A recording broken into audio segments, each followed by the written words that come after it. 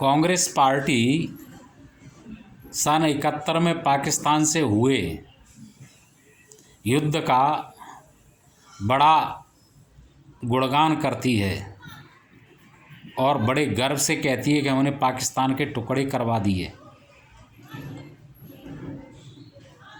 मैं यह जानना चाहता हूं कि इससे भारत को क्या फ़ायदा हुआ, क्यों दुश्मनों के बीच में पंगा लिया। क्या आपको पता है कि यदि अमेरिका का 7वां बेड़ा आ जाता और रूस मदद नहीं करता तो भारत की क्या स्थिति होती। उस युद्ध में यदि भारत हार जाता तो भारत का क्या होता, कभी इस बात को सोचा है। और उसके टुकड़े होने से हमको क्या फ़ायदा हुआ। हमारे तो सैनिक मारे गए, खर्च हो गया, ज़मीन हमें वापस देनी पड़ी, सैनिक भी हमें वापस करने पड़े। इंदिरा गांधी ने पाकिस्तान के हुक्मरानों से पूछा था कि आपको ज़मीन चाहिए या सैनिक चाहिए, तो उसने कहा कि हमें ज़मीन चाहिए। तो इंदिरा गांधी ने उनको ज़मीन दे दी। फिर उसने अपने देश में संदेश दिया कि लड़का हुआ है, यानी इंदिरा ने यह गद्दारी की कि सैनिकों को रख लिया और ज़मीन को वापस कर दिया। अरे सैनिक तो वापस करने ही थे, उनका तुम 93,000 सैनिकों का क्या करते। लेकिन ज़मीन वापस करके कांग्रेस ने, इंदिरा ने, इस नेहरू परिवार ने देश के साथ गद्दारी की और कश्मीर की समस्या भी हल नहीं की।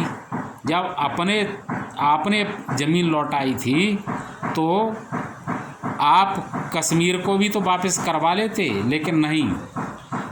मैंने यह वीडियो इसलिए बनाया है कि कांग्रेस बिना गांड के बेर लीलती है। 71 के युद्ध में भी तैयारी नहीं थी, जीतने की कोई संभावना नहीं थी। वो तो सेना का पराक्रम और भारत का भाग्य कि जिसकी वजह से उस युद्ध को हम जीत गए।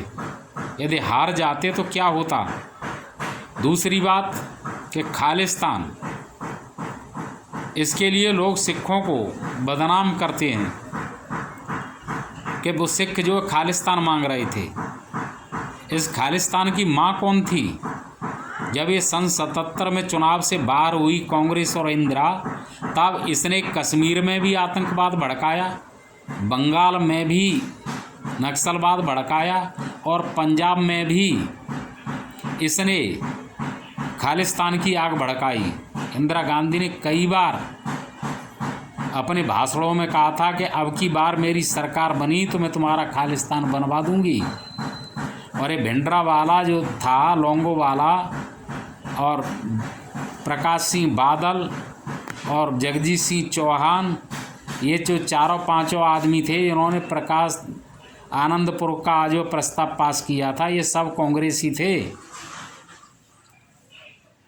भिंडरावाला कहा करता था कि मैं तो खालिस्तान को चाहता नहीं हूँ, लेकिन इंदिरा गांधी मेरी झोली में खालिस्तान को फेंक देगी तो फिर मैं उसे स्वीकार कर लूँगा। ये गद्दारियाँ किसी से छुपी नहीं हैं, लेकिन ये पढ़ाई नहीं जाती हैं और बताई नहीं जाती हैं। न जाने क्यों, मेरी समझ में नहीं आता है कि भाजपा भी इस पर पर्दा क्यों डालती है। क्योंकि यह बी कांग्रेस है, यह चाहती है कि या वो या हम। ये भी देश का पूरे दिल से भला नहीं चाहती है।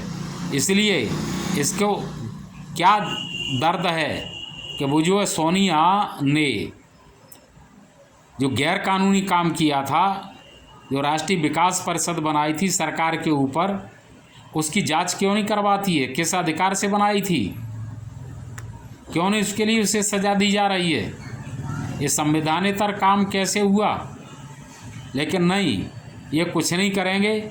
आएंगे तो सत्ता भोगेंगे और सत्ता भोग करके फिर वो या हम। इनका अटल बिहारी अडवाणी कह चुका है कि कांग्रेस या हम दूसरे लोग कहाँ से आए। तो इनकी ये बीजेपी नहीं है, बी कांग्रेस है। इन्हीं शब्दों के साथ मैं अपनी बात समाप्त करता हूँ। जय हिंद, नमस्कार।